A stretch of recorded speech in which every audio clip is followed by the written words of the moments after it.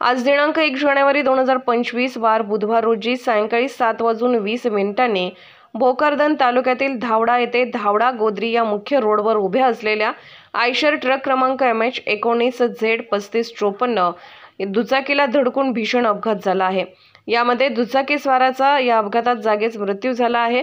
या अपघातात मृत्यू झालेल्या तरुणाचे नाव राजू काळे, राहणार शिवाना, तालुका सिल्लोड, जिल्हा छत्रपती संभाजीनगर असल्याची प्राथमिक माहिती समोर आली असून या घटनेची माहिती मिळताच पारत पोलीस ठाण्याचे पोलीस निरीक्षक संतोष माने व त्यांच्या सहकार्यांनी घटनास्थळी धाव घेऊन मृतदेह उत्तरीय तपासणीकरिता धावडा येथील प्राथमिक आरोग्य केंद्र येथे दाखल केला असून पुढील तपास पोलीस करत आहेत।